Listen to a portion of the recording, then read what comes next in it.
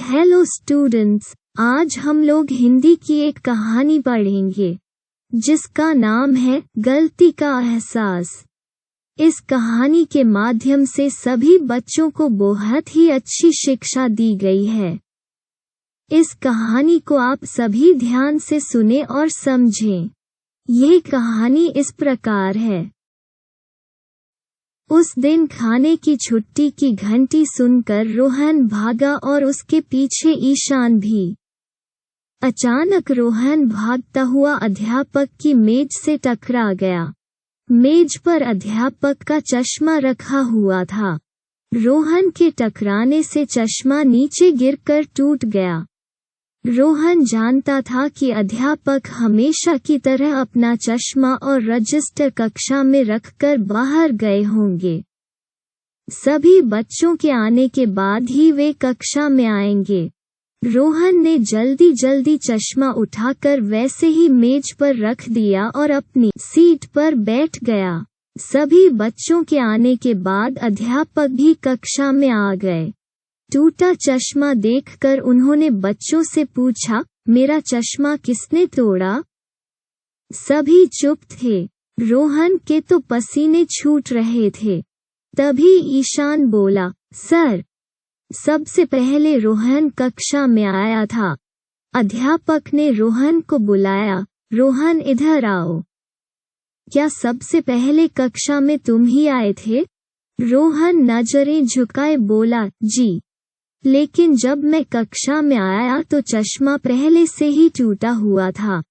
अध्यापक समझ गए कि रोहन झूठ बोल रहा है, लेकिन उन्होंने रोहन से कुछ नहीं कहा। बोले, ठीक है, अपनी जगह पर बैठ जाओ। अगले दिन वो स्कूल के लिए निकला। वो सोच रहा था कि अध्यापक को यदि सच्चाई का पता चला तो मम्मी पापा से कह देंगे। आज मैं अध्यापक जी को बता दूंगा कि चश्मा मुझसे ही टूटा है। खाने की छुट्टी समाप्त होते ही एक लड़का आकर बोला, तुम्हें अध्यापक जी ने बुलाया है। रोहन घबरा गया। लगता है अध्यापक जी को सब पता चल गया है। रोहन वहां पहुंचा तो देखा कि उसके मम्मी पापा भी वहां थे और अध्यापक भी। रोहन बोला, मम्मी पापा, मुझे क्षमा कर दीजिए। मैंने जानबूझकर चश्मा नहीं तोड़ा था। मैं डर गया था, लेकिन अब मैं सच बताने ही वाला था।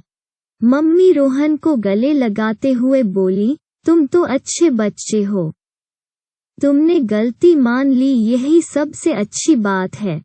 पापा बोले, रोहन बेटे, गलतियां सबसे होती हैं, लेकिन जब भी गलती हो तो उसे कभी छिपाओ मत।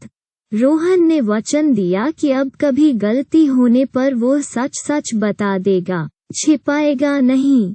यह सुनकर मम्मी पापा और अध्यापक भी बहुत प्रसन्न हुए। स्टूडेंट्स, अब आप समझ गए होंगे कि इस कहानी से क्या शिक्षा मिली। हमें अपनी गलती को छिपाना नहीं चाहिए। हमें अपनी गलती को स्वीकार कर लेना चाहिए। इस कहानी को अब यहीं समाप्त करते हैं। मिलते हैं अगली कहानी के साथ। धन्यवाद।